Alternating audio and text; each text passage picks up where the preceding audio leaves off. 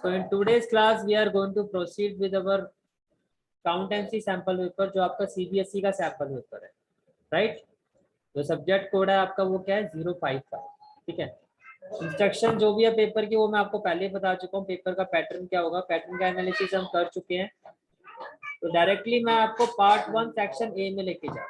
Part 1 section A. तो देखो first question क्या है आपका,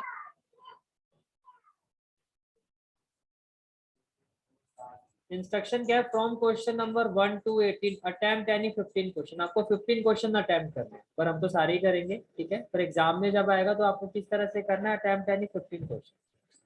now first question is gain और loss on revaluation at the time of change in profit sharing ratio of existing partner is shared by dash, whereas in case of admission of a partner it is shared by dash. Raise your hand. Yes, कौन बताएगा इसका answer? Yes Hritik. भैया b part, all the partners और old partners. Yes भाई, जब हम profit sharing ratio की बात करते हैं तो उसमें तो जो सारे के सारे पार्टनर्स होते हैं, ऑल पार्टनर्स, ठीक है। ऑल पार्टनर जो भी गेन होता है या लॉस होता है रिवैल्यूएशन पर, वो सारे के सारे जो होते हैं वो शेयर करते हैं, ठीक है। और अगर एडमिशन ऑफ पार्टनर की हम बात करें तो इसमें क्या होता है, जो भी गेन और लॉस ऑन रिवैल्यूएशन होता है it is shared bye all partner. Is it clear? Is it clear? भाई जहाँ डाउट होगा हैंड वेव कर देना, क्लियर होगा तो थम्स अप कर देना, ठीक है। चलो तो नेक्स्ट क्वेश्चन पर चलते हैं। Question number 2। Your question is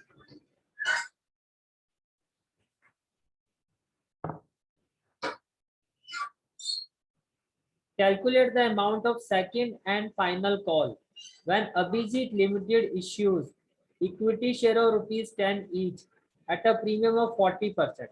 तो इसका मतलब ये हुआ कि जो आपका शेयर है वो ₹10 का है और उसका 40% प्रीमियम है। 40% प्रीमियम का मतलब +4। इस तरह से पे करना है। एप्लीकेशन ₹3, ओके, अलॉटमेंट ₹5 और फर्स्ट कॉल है ₹2, right. Calculate the amount of second and final call. Amount of second and final call when Abhijit Limited issues equity share of ₹10 each at a premium of 40%। बोलो भाई क्या लगता है आपको? देखो ये हो गया एप्लीकेशन, ये हो गया आपका अलॉटमेंट, ये हो गया आपका फर्स्ट कॉल। आपको सेकंड कॉल पूछा जाए,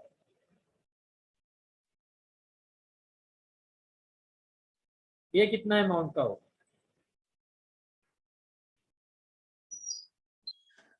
यस हर्षित। भैया बी पार्ट। B part. इसका रीजन क्या है? देखो ये ₹5 का है और अगर कुछ भी ना लिखा हो तो मैं आपको पहले भी बता चुका हूँ कि हम एज्यूम करते हैं कि जो प्रीमियम है वो अलॉटमेंट पर है। जो प्रीमियम है अलॉटमेंट, तो इसका मतलब जो अलॉटमेंट है आपका वो एक्चुअल में क्या है, वो 1 + 4 है। Is it clear? ₹5 जो अलॉटमेंट का दिया हुआ है आपको, उसमें आपका प्रीमियम इंक्लूडेड है, क्योंकि प्रीमियम जो होता है वो अलॉटमेंट में होता है। मेंशन किया हो तो अलग चीज है, नहीं किया हो तो अलॉटमेंट पर है। तो ये 1 + 4 है, तो ये कितना हो गया? 3 + 1 4, 4 + 2 6।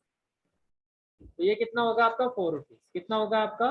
₹4। तो सेकंड एंड फाइनल कॉल कितना हो गया आपका? ₹4। Is it clear? ठीक है, ये सारी चीजें क्लियर हो गई। Let's move to the next question, question number 3।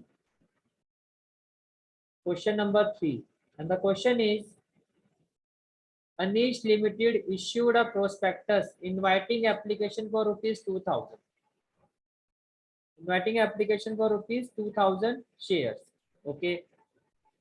Application were received for 3,000 shares। So first of all can I say that over subscription हो गया आपका? भाई आपने इशू कितने किए थे? कंपनी इशू कर रही है 2,000 शेयर, बट एप्लीकेशन जो रिसीव हुई है वो 3,000 शेयर्स के लिए हुआ है। एप्लीकेशन कितने शेयर्स के लिए रिसीव हुआ है? 3,000 शेयर्स के लिए। And pro rata allotment was made to the applicants of 2,400 shares, okay. इसका मतलब ये हुआ टोटल एप्लीकेशन आई है 3,000 शेयर्स के लिए, राइट। अब कंपनी ने क्या किया है, व्हाट कंपनी डिड, कि 2400 शेयर होल्डर की जो डिमांड हुई, शेयर्स की जो डिमांड हुई है, उन एप्लीकेंट्स को कंपनी ने 2000 शेयर्स अलॉटेड किए। यानी कि अगर आपने 2400 शेयर्स के लिए अप्लाई किया है तो आपको कितने शेयर अलॉटेड हुए हैं? 2000। तो जो प्रोराटा रेशियो है आपका वो कितना हो गया? 24:20, दैट इज 12 टू, अगर आप इसको करोगे तो ये हो जाएगा आई थिंक 6:5, राइट। 4 6 24, 4 5 20। तो अगर आप 6 शेयर की डिमांड कर रहे हो तो आपको 5 शेयर मिले, 6:5। बाकी के जो आपके 600 शेयर्स हैं वो क्या हो गए? वो आपके रिजेक्ट हो गए। वो आपके क्या हो गए? वो आपके रिजेक्ट हो गए। यहाँ तक कोई डाउट किसी को? ठीक है। अब क्वेश्चन ये है आपका, if Dhruv has been allotted 40 shares, अगर ध्रुव को 40 शेयर्स अलॉटेड किए गए हैं तो how many shares he must have applied for? Raise your hand. For how many shares he must have applied for? Yes, Deepak. Pranay? 48. Okay. Muskan? 40. 40। Yes Harshit? भैया 48 C part. 48 C part. Okay, चलो भाई check कर लेते हैं। देखो आपको क्या निकालना है? आपको निकालना है अप्लाई। आपको क्या निकालना है? अप्लाई। अलॉटेड गिवन, ठीक है। अलॉटेड कितना था? 40। और रेशियो के हिसाब से आपको अप्लाई निकालना है। अप्लाई का क्या है? रेशियो है 6, तो ये हो गया इंटू 6 अपॉन में क्या हो जाएगा? 5। जो निकालना होता है वो शेयर आपका, वो नंबर आपका ऊपर रहता है रेशियो का। Is clear? What we will have now? 5 8 40, 8 6 40। Right answer will be 40। Right answer will be 48। Is it clear? Clear हो गया? Right answer will be 48। ठीक है, यहाँ तक कोई डाउट किसी को? तो ये काम करो, क्वेश्चन आपके सामने है, आप सॉल्व करो। जो भी आपकी ऑप्शंस है वो चैट बॉक्स में टाइप करते जाओ, मैं चेक करता जाऊंगा। ठीक है, हमारा टाइम बचेगा, बार बार मुझे पूछना नहीं पड़ेगा। क्वेश्चन देखो और अपना आंसर शेयर करो। मैं टाइम दूंगा आपको आंसर शेयर करने के लिए।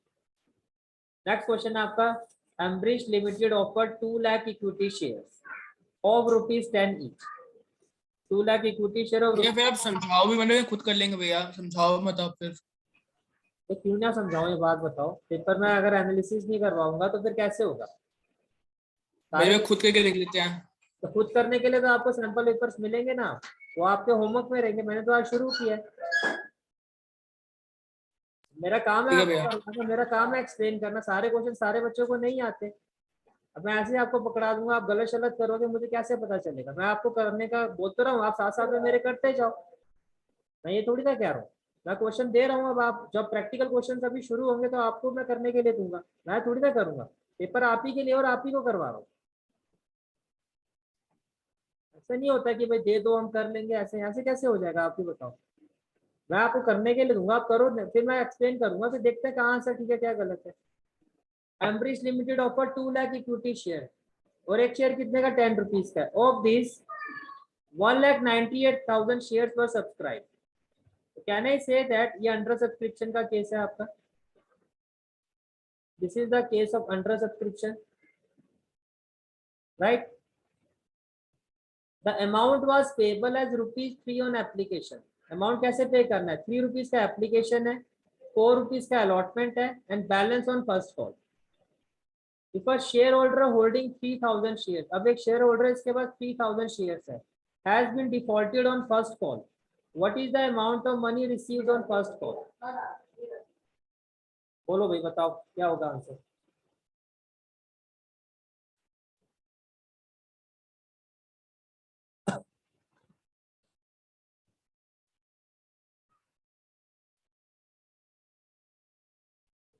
Sir wait.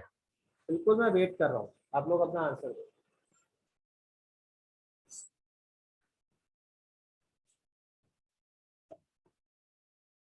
भैया मैं 1 मिनट पानी पिया हूँ, कफिंग हो रही है। हाँ जी पिया।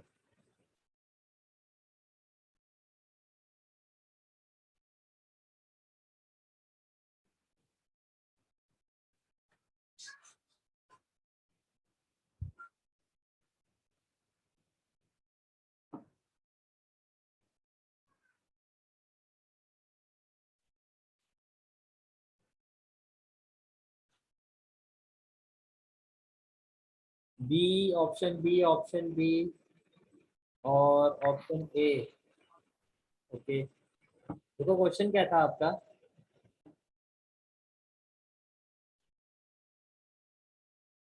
जो सब्सक्राइब हुआ वो कितने शेयर्स के लिए हुआ, वो 1,98,000 शेयर्स के लिए हुआ। पहले तो आप ये बात समझो, राइट।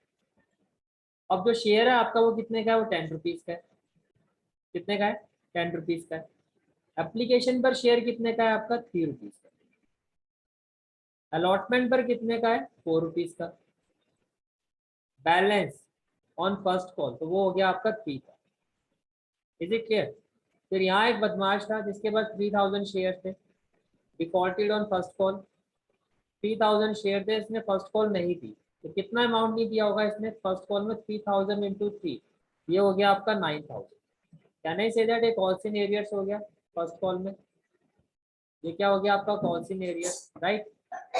अब आप ये देखो जो आपके शेयर हैं टोटल इश्यू कितने, 1,90,000 जो सब्सक्राइब हुए इंटू 3, तो फर्स्ट कॉल में टोटल कितने पैसे आने थे, ये हो गया आपका 5,94,000 आएगा आपका, जिसमें से 9,000 का हो गया आपका कॉल्स इन एरियर्स। तो फाइनल जो वैल्यू आएगी आपकी वो कितनी आएगी, 5,85,000। Is it clear. 5,85,000 B is the right answer for this question. Question number 5, question number 5 and the question is what will be the correct sequence of events। sequence of events क्या है आपका, forfeiture of shares, default on calls, reissue of shares, amount transfer to capital reserve। तो order by order correct sequence क्या होगा। okay Deepak got your answer। अपना जो भी answer है शेयर करते जाओ, मैं चैट बॉक्स में देख रहा हूँ आपके आंसर, सॉल्व करो अपना आंसर शेयर करो। ओके ऋतिक, सी सी सी। ओके, मैक्सिमम स्टूडेंट्स का जो आंसर है वो अभी तक आया है सी सी। ओके, चलो देखो सबसे पहले क्या होता है, सबसे पहले होता है आपका, आपके शेयर आपकी कॉल्स डिफॉल्ट होते हैं, इसको आप कहते हैं कॉल्स इन एरियर्स, राइट। फिर कॉल्स इन एरियर्स होने की वजह से, कॉल्स इन एरियर्स होने की वजह से हम शेयर फॉरफिटेड हो जाते हैं, ये हो गया पॉइंट। फॉरफिटेड के बाद फिर उनको रीइश्यू किया जाता है पॉइंट 3, और फिर अमाउंट जो होता है वहां से ट्रांसफर होता है कैपिटल रिजर्व।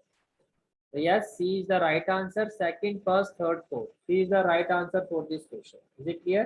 ठीक है, चलो भाई नेक्स्ट क्वेश्चन पर चलते हैं। Question number 6। Question number 6 is Arun and Vijay are partners in a firm sharing profit and losses in the ratio of 5:1. In the ratio of 5:1, right? Then आपको balance sheet given है, balance sheet में assets की value machinery given है आपको 40,000 rupees. इसके बाद क्या given है आपको, if the value of machinery reflected in the balance sheet is overvalued by 33.1/3%, find out the value of machinery to be shown in the new balance sheet। बताओ भाई क्या आंसर होगा।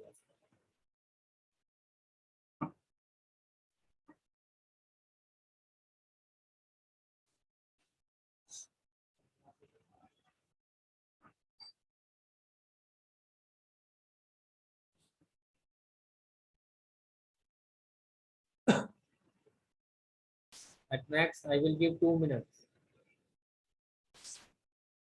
if you can't find the answer then type n 6n।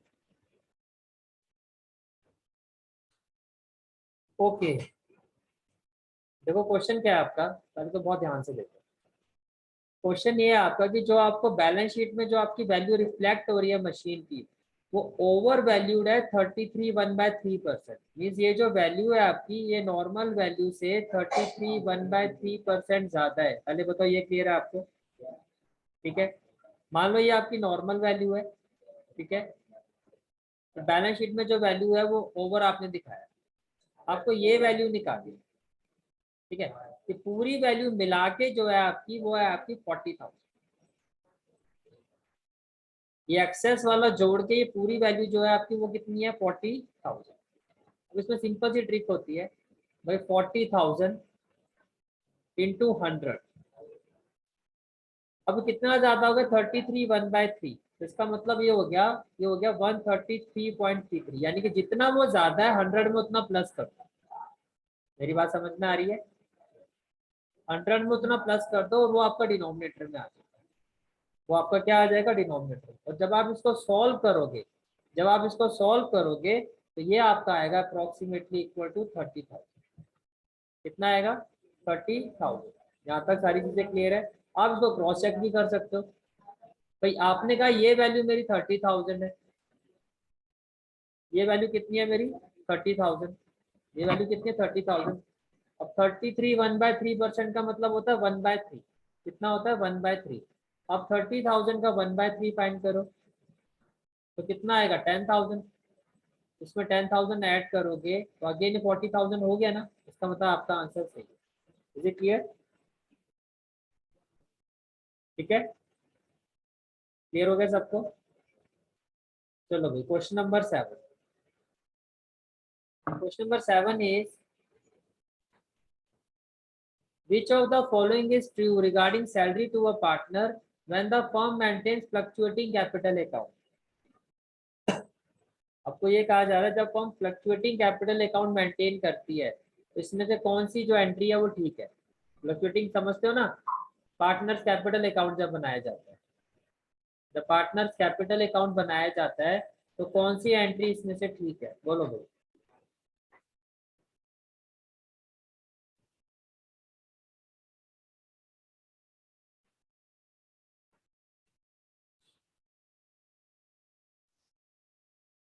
किस चीज के regarding? Salary to a partner. जब partner को salary दोगे तो क्या एंट्री बनेगी आप? पहली बात तो आपको ये क्लियर होना चाहिए कि पार्टनर को जो सैलरी है वो P&L अप्रोप्रिएशन में दी जाती है, और उसकी कौन सी साइड में दी जाती है? Debit side. कौन सी साइड में दी जाती है? Debit side. Is it clear? मतलब कोई डाउट? ठीक है। और फिर जब पार्टनर्स कैपिटल अकाउंट बनाया जाता है तो जिस भी रीजन से, देखो सिंपल सी बात है, P&L अकाउंट की डेबिट साइड में सैलरी को दिया जाता है, राइट? यही होता है ना आपका, P&L अकाउंट की डेबिट साइड में दिया जाता है, तो आप डेबिट करोगे P&L अप्रोप्रिएशन अकाउंट को। डेबिट किसको करोगे? P&L अप्रोप्रिएशन अकाउंट को। और क्रेडिट करोगे partners capital. Is it clear? ये क्लियर है सबको? ठीक है। अर्षित कैमरा आप ही का ऑफ है और आपको हर क्लास में बार बार बोलना पड़ता है मुझे। Question number 8, eight the time of reconstitution of a partnership firm recording of an unrecorded liability will lead to, बताओ भी। क्या कहा जा रहा है आपको? Eight the time of reconstitution of A partnership firm, जब हम पार्टनरशिप फर्म का रिकॉन्स्टिट्यूशन करते हैं तो जो अनरिकॉर्डेड लाइबिलिटी होती है उससे क्या होगा? जो एग्जिस्टिंग पार्टनर है उनका क्या होगा? लॉस होगा। Is it clear? तो बिल्कुल ठीक है, आपका answer B is the right answer. B is the right answer for this question. Question number 9। Question number 9, EFN and G are partner sharing profit in the ratio of 3:3:2. Then, according to the partnership agreement, G is to get a minimum amount of rupees 80,000 as his share of profit every year, and any deficiency on this account is to be personally borne by E. Okay. G को ये कहा जा रहा है भाई आपको हर साल 80,000 का प्रॉफिट दिया जाएगा, तो उसको गारंटी दी गई है कि हर साल आपको हम 80,000 देंगे। अगर 80,000 से कम होता है तो वो डेफिशिएंसी कौन पर्सनली बॉर्न करेगा? ई। चलो जितनी बात तो क्लियर हो गई यहाँ पर। तो नेक्स्ट पार्ट क्या है? The net profit for the year ended 31 March 2021 amounted to 3,12,000। ये नेट प्रॉफिट दिया हुआ है। तो calculate the amount of deficiency to be borne by E. तो ई कितना डेफिशिएंसी बॉर्न करेगा, ये क्वेश्चन है।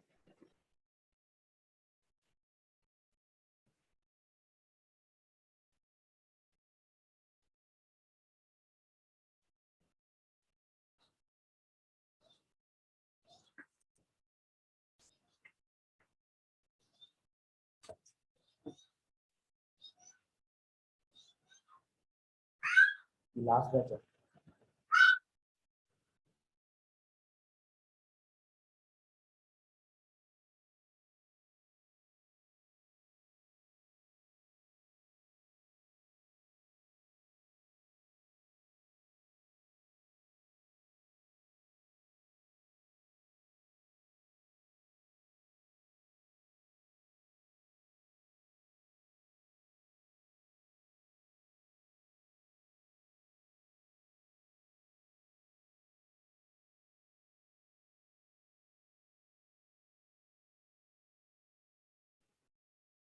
देखो भाई सिंपल सी बात है। अच्छा मुझे बताओ कैसे किया आपने, यस हर्षित, कैसे किया आपने इस क्वेश्चन को?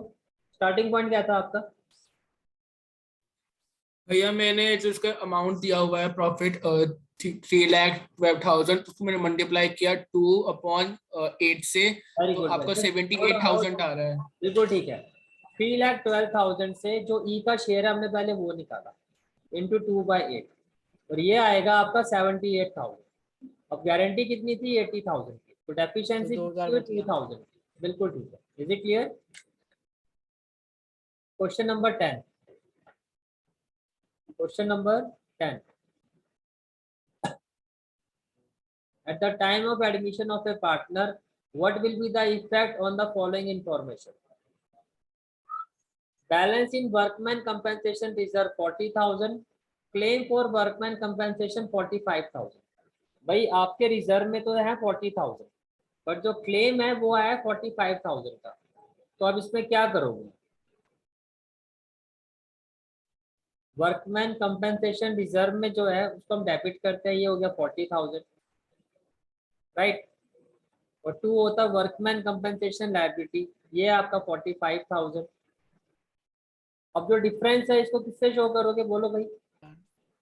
Crate debit of workman session, ये रिवैल्यूएशन अकाउंट। रिवैल्यूएशन अकाउंट से डेबिट करोगे, तो जो डिफरेंस है आपका वो आपका जाएगा रिवैल्यूएशन अकाउंट, उसमें डेबिट होगा 5,000।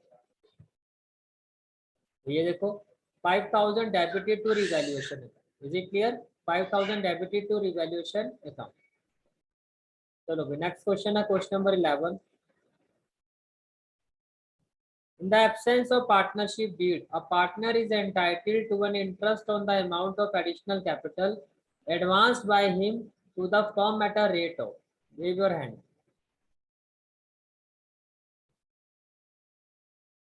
The partnership deed absent, in the absence of partnership deed, yeah, share your answer.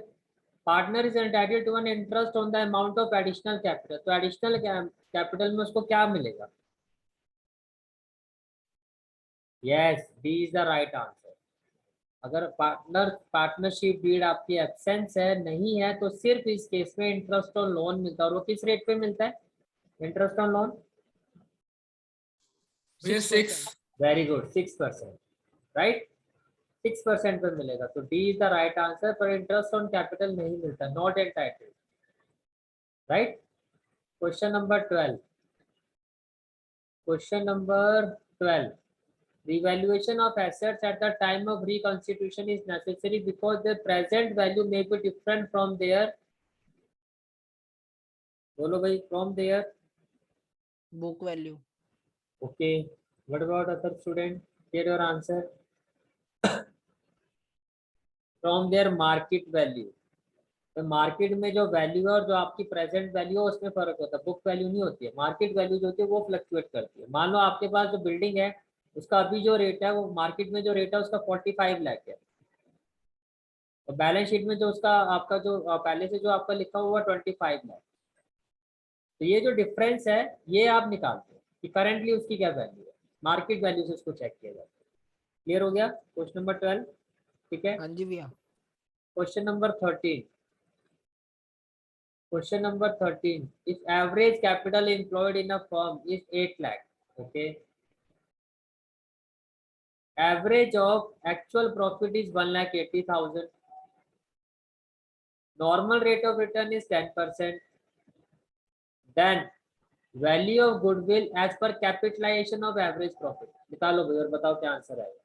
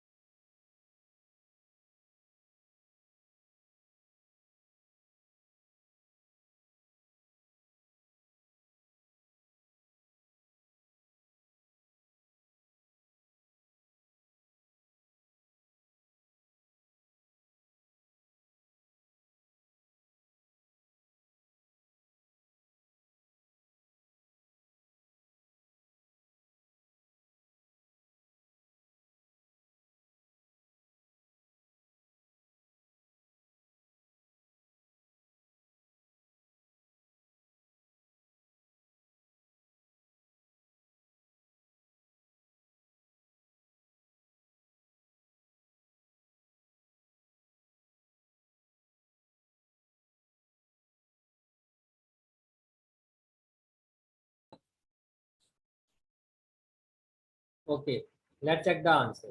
देखो भाई सिंपल सी बात है, जो इसका फॉर्मूला था वो क्या था, पहले हम उसकी बात करते हैं।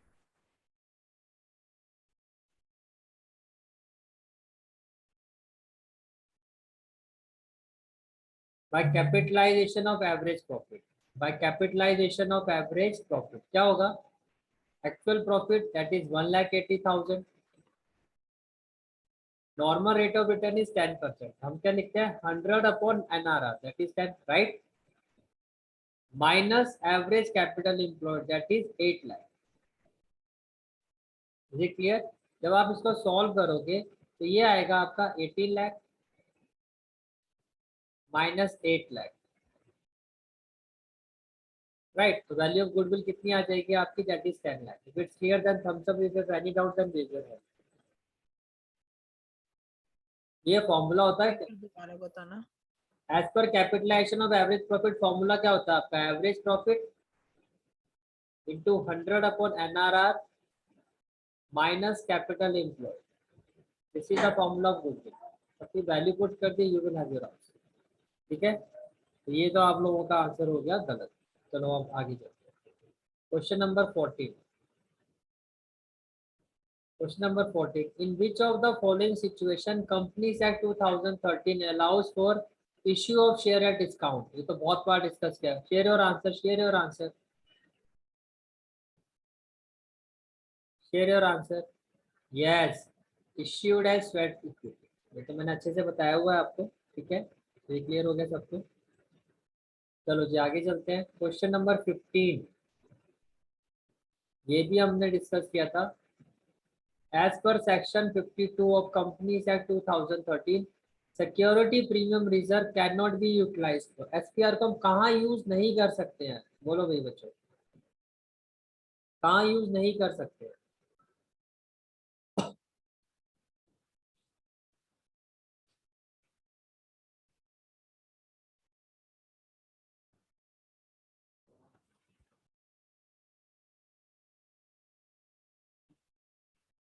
Yes, writing of capital losses. Writing of capital losses is the right answer for this question. Okay. चलो भाई नेक्स्ट क्वेश्चन पर चलते हैं। Question number 16 and the question is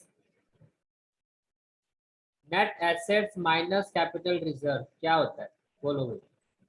Net assets minus capital reserve, switch on your camera all of you. Net assets minus capital reserve क्या होता है?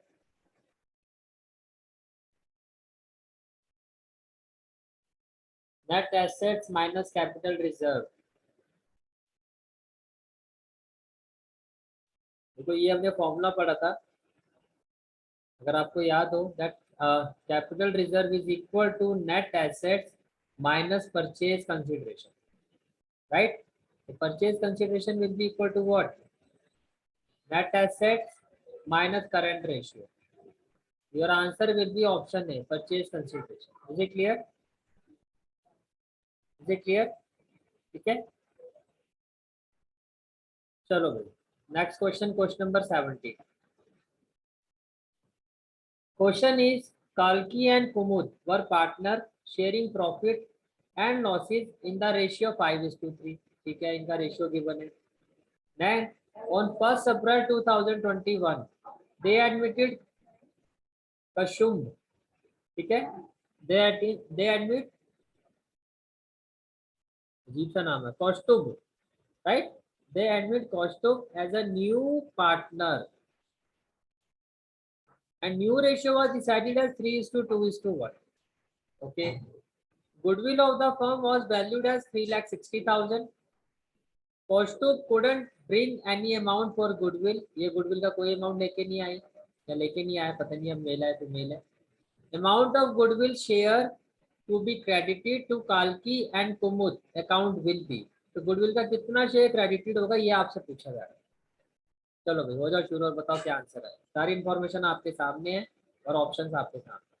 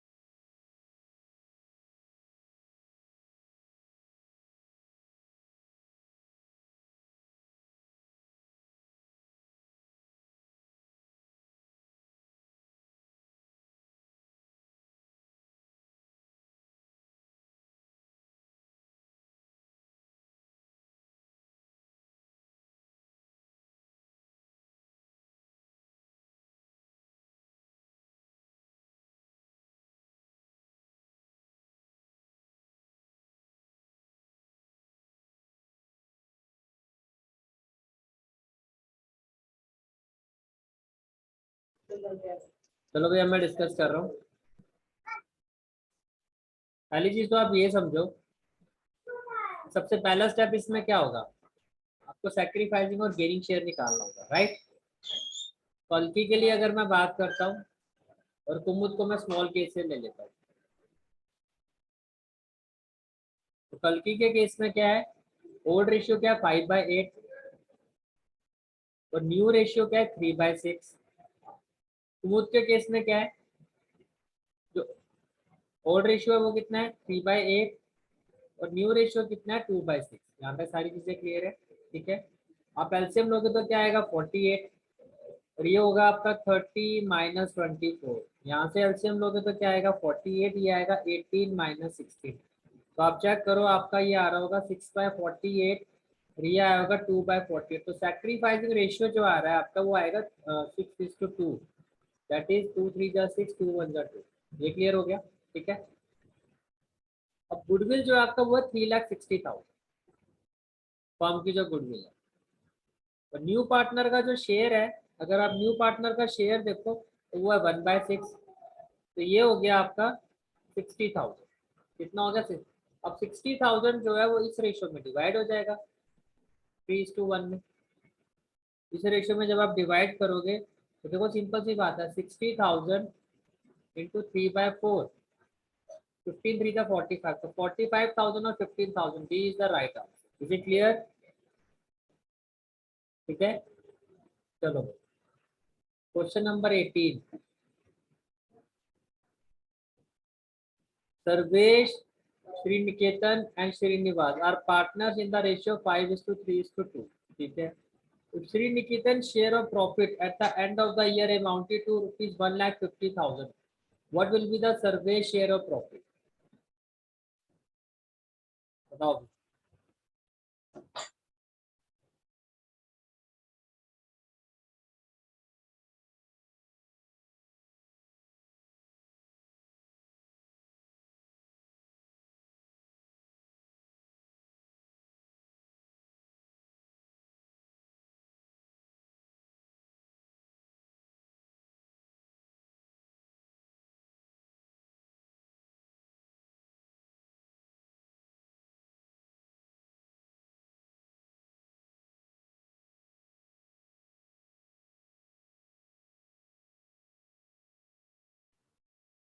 बिल्कुल सही आंसर दिया आप लोगों ने। देखो इसमें सिंपल यूनिटरी मेथड यूज कर रहे हैं।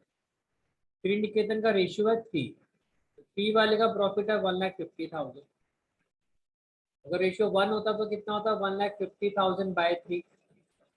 अब यही रेशियो अगर 5, इसका निकालना है सर्वेश का 5, तो 5 वाले का कैसे करोगे, इंटू 5 कर दोगे, 3 5 जा 15, ये आ जाएगा 2,50,000। इज इट क्लियर, ठीक है। 2 लाख यूनिटरी मेथड से आप डायरेक्टली कर सकते हो।